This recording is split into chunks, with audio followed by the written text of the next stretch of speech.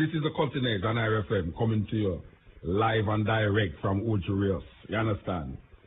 We have on the line now the sister we're telling you about that wrote this book, Concrete Jungle. Good night. Good night. How are you doing, ma'am? I'm okay. You're okay. I'm glad to be on the air speaking to you. All right. You was listening to the program from its start? Yes. You're familiar with the Cutting Edge? A bit, yes. You're familiar with the Cutting Edge? Yes. All right. Yes. I know you know about it from London. I don't know who in England don't know the Cutting Edge. Yes, so be kind. Wait, that's what they tell you about me in England. Say I'm not kind to my guests. What they say? They tell you that Muta not kind to guests. They tell you that Muta is not kind to his guests. Well, sometimes it depends on where the line of the question is going. All right, we will be kind. Okay. All right. We're about to talk to a sister named Pauline Edwards, author of a book named Concrete Jungle, Kill or Be Killed. Yes, sister? Yes, I'm listening. Okay, you listen to rumors that at Angle gets them rough in London, right? Although you get scared because you had the Cutting Edge should be. All right, look here now. Yeah.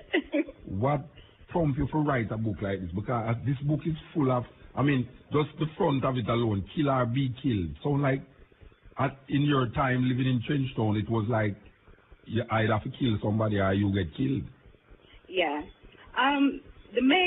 There's quite a few things why I wrote this book, but the main thing for me was the death of my brother who was killed in 1980, leading up to the election.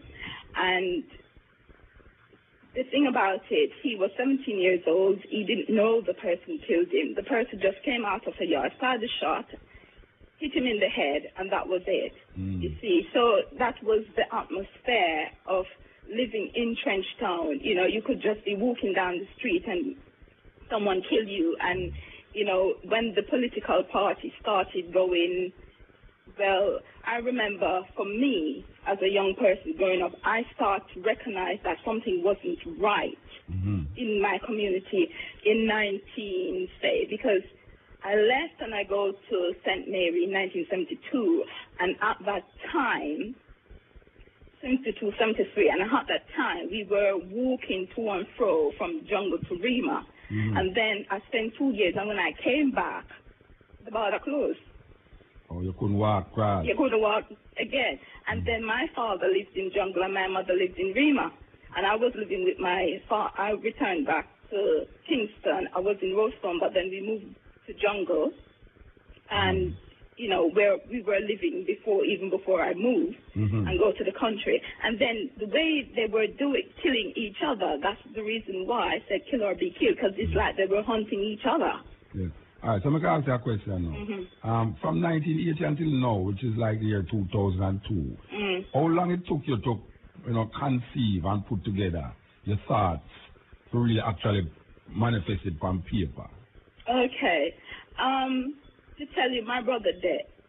He was murdered, and to see my brother and I were very close. My brother was 2 years older than me, and his death really devastated me. And when I left my mother's house, I didn't really have any support, and I had to deal. I was 15 years old when he was killed, and I had to deal with that on my own. You see, the people who I lived with, they didn't even ask me how you're feeling. They didn't.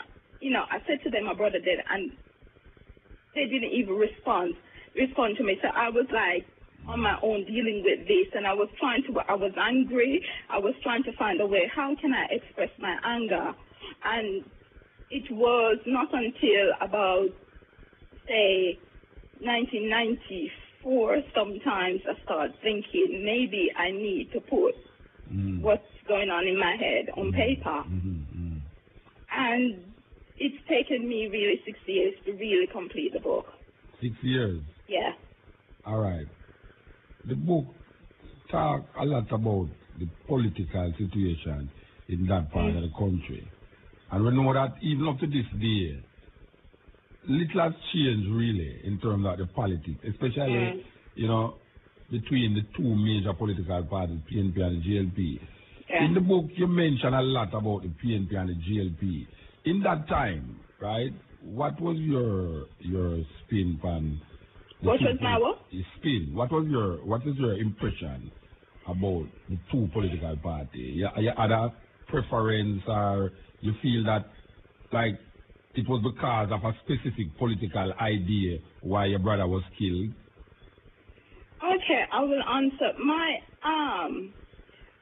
I'll answer because you asked me several questions there, and I'll try and answer them one by one. Yes, my brother was killed by. My brother lived in Rima, and the police and soldiers had curfewed the place, and he was 17. He was in the house sleeping. I wouldn't even say my stepfather, but my mother's partner at the time went into the house, woke up my brother and said if the police wanted to take anyone, they would have done it already, so just get out. My brother was crying. He went out on the veranda, and then the police and soldiers decided, okay, we're going to come now. So, they did what they were going to do all along. He was taken over to a place over Fletcher's land, and then they were let out late at night. A lady put them up for the night, and he was put them up for the night, let them out early. He was making his way over back. When he reached over, Matthew's Lane side, some gunmen came out of the desk. I believe that it was done by the PMP because they saw them heading over that side. In terms of my personal opinion, I don't really support any of the political party. I would say if I would have to, what I can remember as a child growing up in terms of anything in favor of any political party, maybe some people have other memories, but my memory is when that changed my view of, and let me look on a politician when Manley decided to change the school system and introduce the common entrance system, and he introduced equal pay, as I mentioned in my book, and things like that. And I think that was from 1975, leaving over to 1976 when that was introduced. So I can say, okay, I can see where that has changed for positively for black people. But I cannot, so if on his policy, I would say yes, PNP, but I don't really have any preference for any one of them because they both are responsible for bloodshed of black people in this country. All right, we'll come back up a little bit to your brother. Your brother was involved with politics? Or you don't know? What I would say is, like me, he wasn't involved in politics of such that I don't know what would have happened afterwards if he had, hadn't been killed. But he, like other people, when the place segregated, he would say, yes, I'm a JLP, but then it was like the blind following the blind. But he wasn't in politics as, say, I'm a gunman. But him just say, I'm a PJLP. Well, I'm a JLP because he lives in a JLP area. Yeah. All right. You leave and go England. Or who decide that when you decide to go England? When I decided to go England? Yeah. Okay. I was living here. It's like I had no hope. There was nothing happening in Jamaica for me. And the system is so oppressive to black people. And as a black woman living here, I felt that it's sad, but I had to go somewhere else to, carve out a career for myself. And as I said in my book, growing up with certain people is like they have a colonial mentality, and they wanted me to have that, and I was trying to get away from that. And then my father was physical abusive to me, so I was running away from a lot of things, and that was the reason why I decided to go to England. And you think you was better off doing that? I'm better off because I got the opportunity to go to university. I have a career. I've learned a lot about me as a black person, a black woman, so much that I didn't get the opportunity to get in Jamaica. Okay, all right. Look here, you see in the book, even though you say that you're not with the none of the parties. I can't hear you properly. All right. You state that you're not with any of the two parties. But when you're going through the book, most of it is almost anti-Siaga, anti-JLP, and you start to show the different things. Like, for instance, Siaga was like a Washington man, and a lot of things like the CIA, and Siaga was like bed buddies almost. How you reconcile that? Yeah, because my book, if you're saying that, but if you go into, I'll come back to that question. But if you read through my book, most of the killings that are put in my book were more pointing towards the PNP. The reason for that is because I was living in jungle when I was much older, and I could see what was happening there more than what I could see was happening in the JLP areas. But in terms of you saying me criticizing JLP, and that is just my personal analysis of the political situation of JLP, and it was clear that Washington had some influence in the 1980 election. A lot of the guns were coming in to the country from America. Now, for this big place, and they're so well equipped, and they're talking about the ganja trade and this, and declare war on the ganja trade, and Air Jamaica this, and Jamaicans Air Jamaica coming with drugs on plane. Why can't they stop the flow of guns leaving their ports coming in Jamaica? You see, so if they if they didn't even contribute directly, indirectly, they had something to do with it by closing a blind eye. But I didn't even think they closed a blind eye. I think they had, because Manley, when Manley went to take aid from Libya, and his association with Castro, that is what made them nervous. And they thought they would, teach him a lesson. Yes, well, they did teach him a lesson. And they did teach him a lesson. All right. The book is out now, and you're living in England. I know you want people in Jamaica to read this book. How far a distribution you have? Well, in terms of in England, I have quite a few outlets at the moment, but in terms of Jamaica, I'm trying to build up some outlets as well, and I'm trying to bribe you into take it on some. You're trying to bribe me to take it, so you sound like a politician, no? well, talk you into it. Yes. No, well, I skimmed through it. I don't read it yet, but when I'm coming down, I was looking into it, and I see the contents. It reminds me very much of a book named Born for Dead.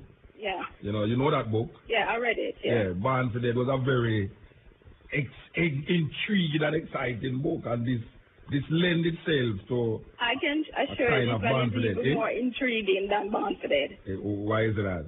Because this is my personal account. Well, she was taking second-hand information. In your book, but the last they never take second-hand information, She did leave. Well, if somebody passed it on to her, I leave it. But you see, what she did know. She called name. You change the name for protect the wicked.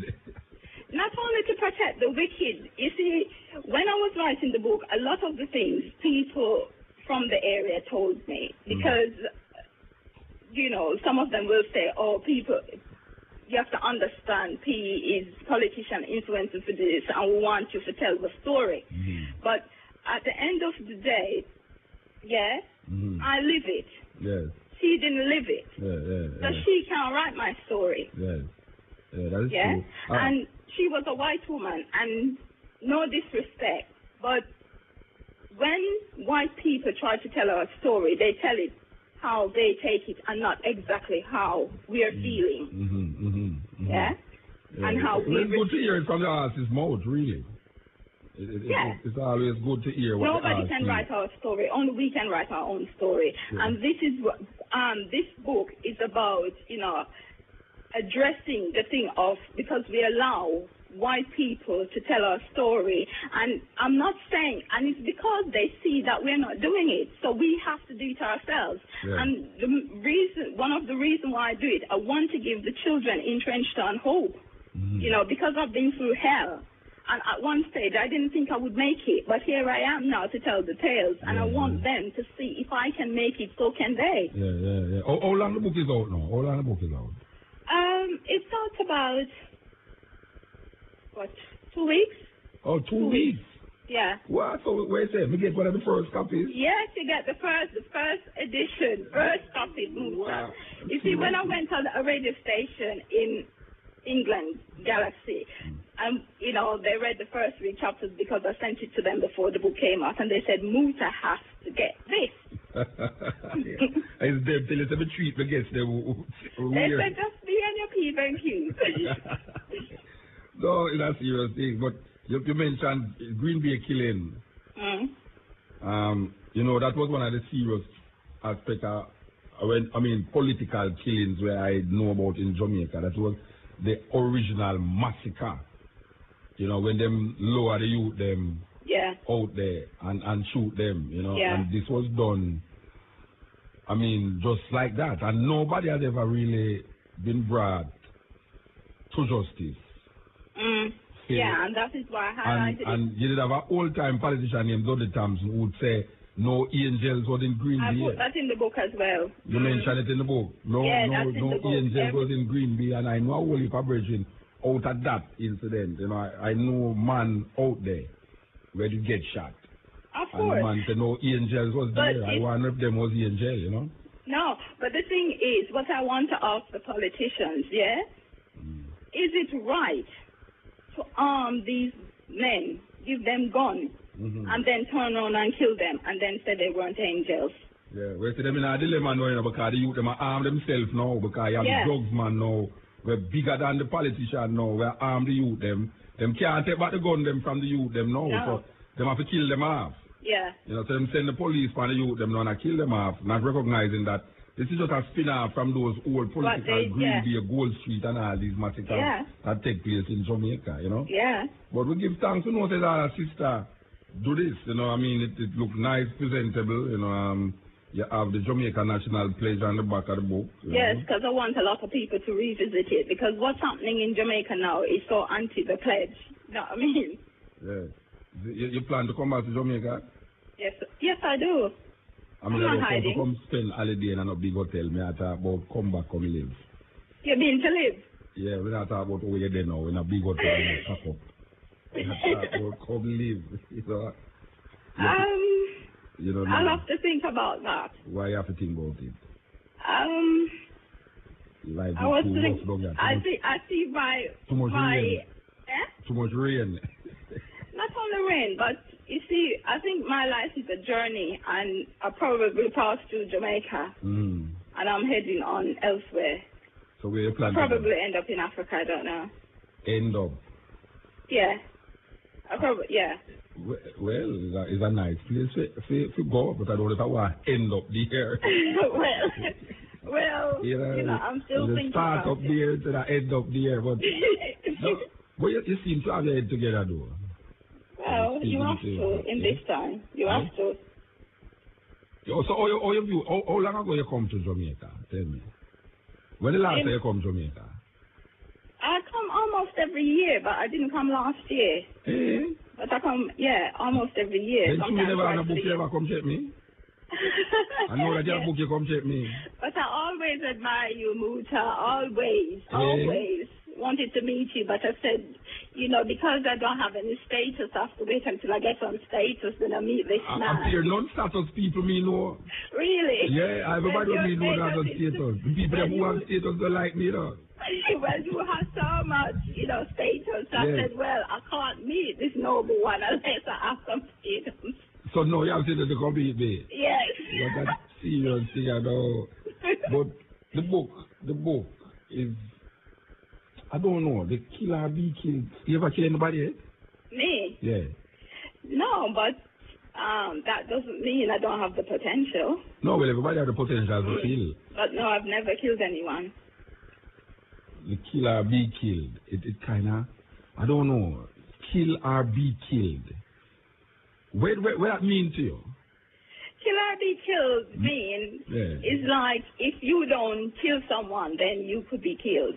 So maybe you kill somebody and somebody kill you still? No, I was just surviving on Baba and weaving to avoid it. I didn't want to kill anyone for stupidness, and I didn't want anyone to kill me. So I was just like, trying to survive it. No, the statement kill or be killed me I talk about. When I want to kill or be killed. Yeah, because if he kill before somebody try to kill him, or I'm just go kill somebody because him think somebody will kill him. Well, both.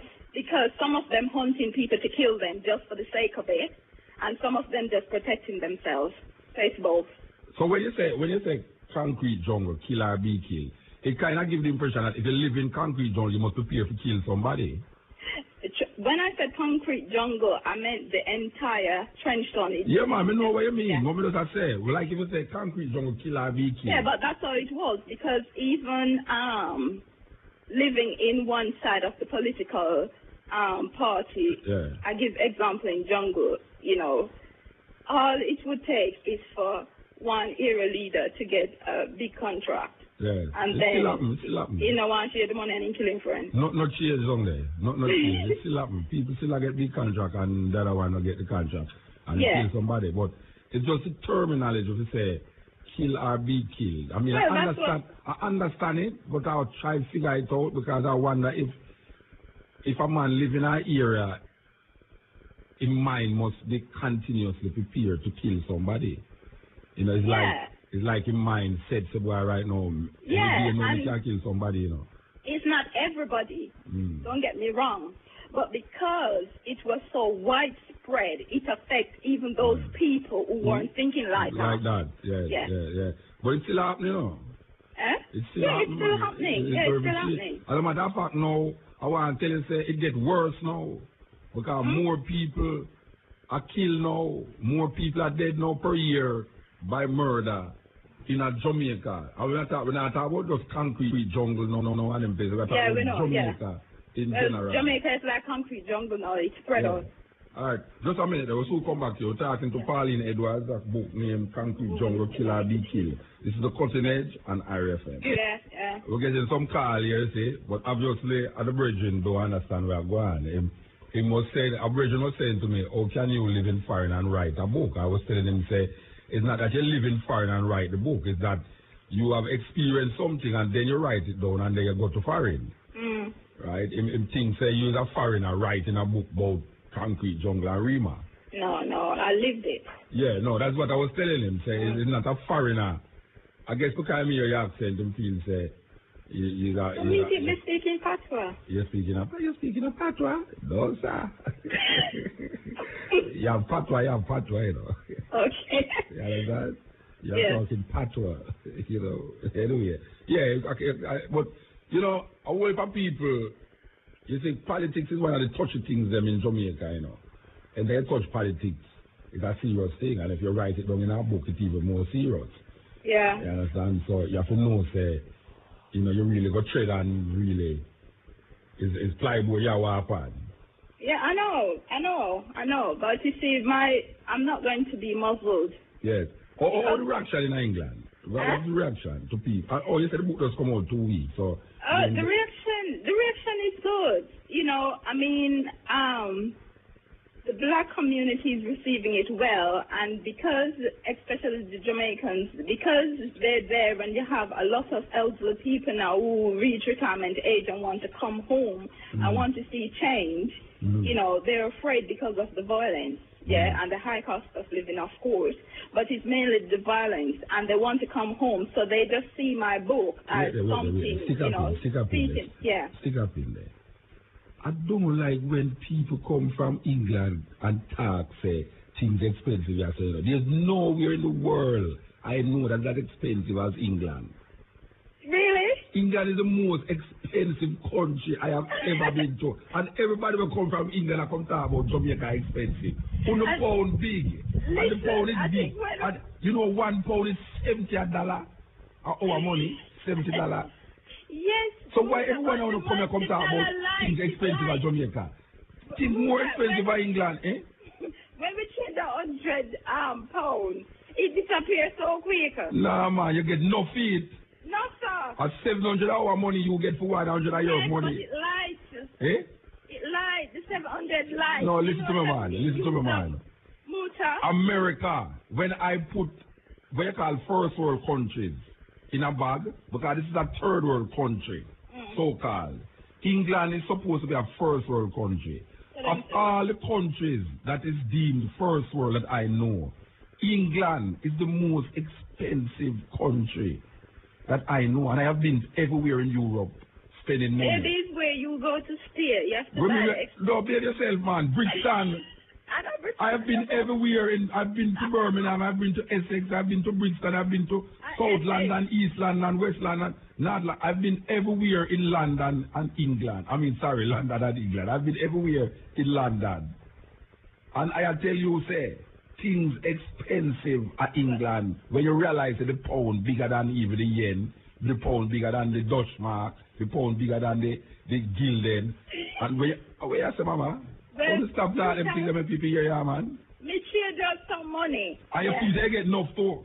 Me think they get enough, but then when me looking at my bag, me nearly tell like pan the man them pan the bus and then thief the money and I me spend it. Because you never spend none with me. You never spend none with me. That is why I look like it gone so. But I tell you, England is a very expensive country. Well, very expensive country. You know what I mean? And considering that the pound is very big, you know, it should go further. You know, I know that. I have experienced it. I mean, I don't spend, 1 month and 2 months, but a little time that I in England. Most of the time when I go to England, it's I buy something. And may I tell you, when I compare it with prices in like Germany or Holland and them places there, it's a very expensive country. Yeah, you have to look at England, you see. England is not based on tourism for third world people. England based them tourism on first world people. So them don't accommodate you. So your little money where you no man, my little money. No man, a US dollar and pound is spent in England. My little money. We don't talk about my Jamaican money. We talk about dollars. Yeah. Green dollars, Benjamin. All right. Yes, Benjamin we talk about. All right. But look at all. No, because that's serious thing is, in England, we have right now the Jamaicans creating havoc here. And is there any direct PNP, GLP thing you see are going in England right now, or is just drug business around things? It's mainly drugs business, but how the GLP and PNP might come into it is that you might have a corner that if people send for other people from Jamaica, and we're then going to send for the people from their community. And the community might be a stronghold GLP or a stronghold PNP, and then when them fighting for corner, is PNP fighting JP, so it might come in, but the main thing they're fighting for is drugs. Drugs. But then what we have to take into consideration, as I like to do in my book, some of the people that you hear killing, they're not Jamaicans. No, some Trini and some some of them Nigerian. Born there. Eh? Some of them born in England. Yeah, we know what them still have Jamaican parents. But that don't make them Jamaican. Them born and brought England, them are British produce. You see, so they must call them British. Some of them never come to Jamaica yet. It depends. But some of them never come to Jamaica yet. Yeah, but that don't say nothing. If a cow born in a pig pen, that's still a cow. You pick up somebody, because straight away when it says a yardie means different from Jamaican, because when they say yardie, that means directly come from Jamaica. Yeah. When they say Jamaican, then it could mean anything. So you know, see a man who his mother Jamaican, father Jamaican. You know, classify him as a Jamaican then. It depends where his mind's at. I know where mine. What I mean in London. Suppose himself don't see himself as Jamaican. No, but most of them see themselves as Jamaican. But some of them don't. No, we're talking about the most. Well, the ones that will see themselves as Jamaican, me can't tell them say them are Jamaican. Yeah, but how you view that? Because how you see that now? That's what them say now. If them say that, you accept because I have problems with some of them, saying that. Because some of them, to be a Jamaican, it takes more than your mother born there. And your father. How do you talk? Where you eat? Yeah. Where you rave? Yeah. You listen to some music where you have to take pills to listen to. Yeah. You only associate it with some, but it come like you live in the wrong place, man, because most of the man them me know were born in I'm not English. saying I don't know the others, but I'm saying it depends on where the minds are. Yeah, well, most of the man, that's what I tell you now, say, most of the man them me know were born in England and them parents are Jamaican. Them claim them Jamaican heritage. But some don't. Eh? Some don't, and I lived there for 4 years. Most. No, I'm not talking about the some, I'm talking about the most. You don't find the most of them claim them Jamaican heritage. Yes, and the reason for that is, as I put in the book, Jamaica come across in England as the most patriotic island people. So they're proud to take on that heritage. Whilst the other small island or the Africans, they will, you ask them where you come from. Guess. You ask the Jamaican, where you from. Jamaica quickly. I'll show them say about Jamaican too. Yeah, and some of them have said them are Jamaican. Right. Everybody wants to speak patois. But this is the continent and RFM coming through. Yes, we're going. Yeah, we want to give thanks, give thanks for the moment. Okay. Yes, and we wish you success on the book. Thank you. And we hope you can sell enough of this book. Trenchtown Concrete Jungle Killer Be Killed by Pauline Edwards. We hope that we'll have some of them tomorrow for those of you interested. We're going to get some of them tomorrow? Yes. How much of them you have a bring come? No matter do it, come. Me tell you already. Them did already? Me tell you already. You create excitement. I mean, why you create excitement on the phone? You know why we create excitement by the phone? No. You don't create excitement by the phone because I say, all right, you're going to bring some of the book them tomorrow. Yeah. And when them done, where you going to do? Oh, you're going to get the rest. You're going to send down some to you. You're going to send down some. Yeah. You must try to get it in you must try to get a distribution down here. Okay. Novelty are one of them big people that will distribute books down here. Okay then. To make it go wide. You understand? Yeah. You can make some enough money to make a next book. Okay. All right, give thanks. Thanks a lot. Yeah, all right. Okay, bye. Yes. Yeah, we're talking to Pauline Edwards, Cutting Style, Concrete Jungle Killer Be Killed. Yes. As we promised you, we're going to give you a Nyahbinghi session in progress, and this is Bongo Wato. Yes, a brethren, elder brethren, one of the first Rasta them in Jamaica too. Bongo Wato talking at a Nyahbinghi. Serious. Yes, I love you. All right. Because thou hast kept the word of my patience. Because you kept the word of my patience.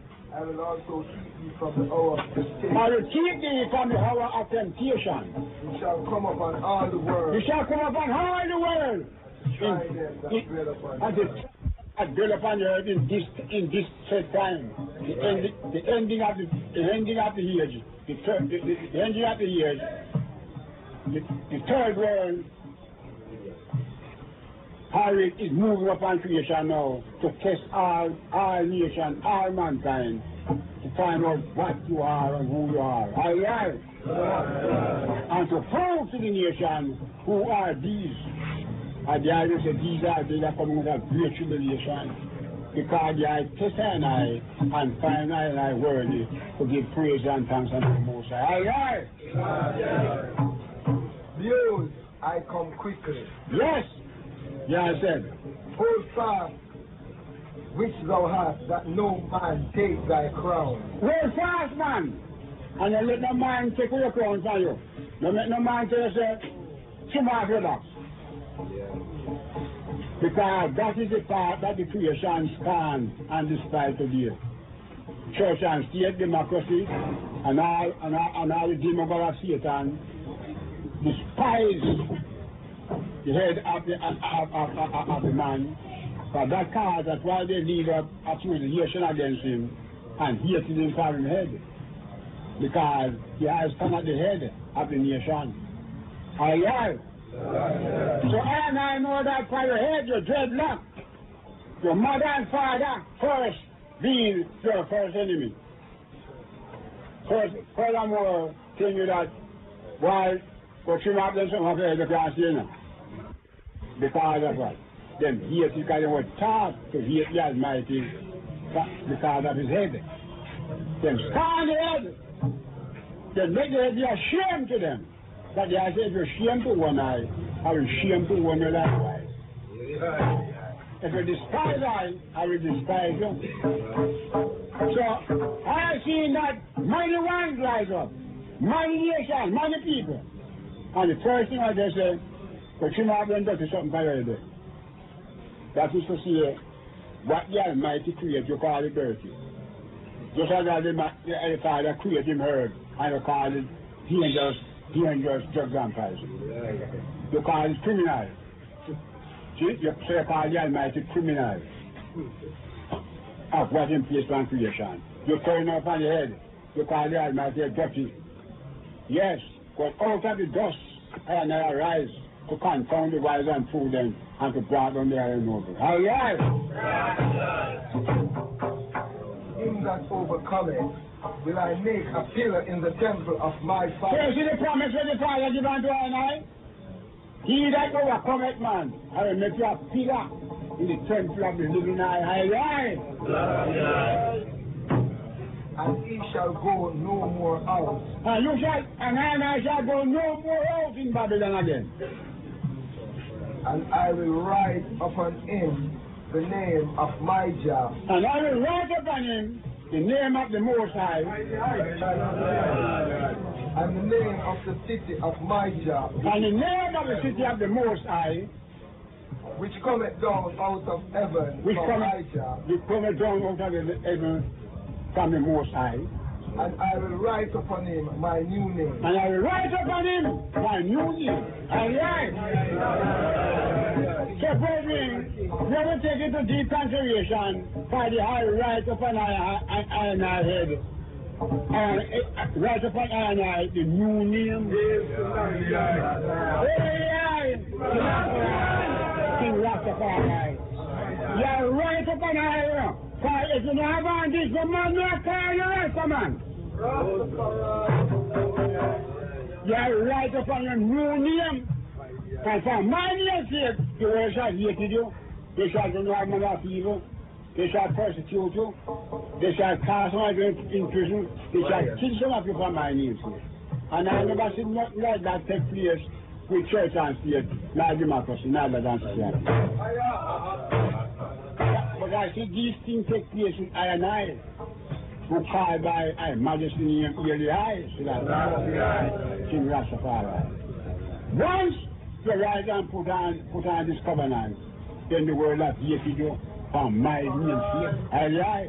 So the word accomplishment, I shall write upon my new name. Aye.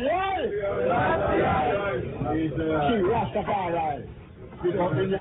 To no one, to no nation, to no people. King.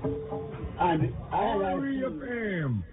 Thought-provoking, always smoking. Lyrics like a bazooka. You are listening to Muta Baruka. You're listening to Bongo Wato. Yes, who passed away a couple years ago. Elder from the Nyahbinghi house, one of the first Rasta in Jamaica. Because thou hast kept the word of my patience. Because you kept the word of my patience. Yeah, man, a serious words. And then you put on your covenant. Million people fight. Even your parents fight against you. Hard to get the biggest fight. If you go in there and tell them you're a Christian, you get anything, man.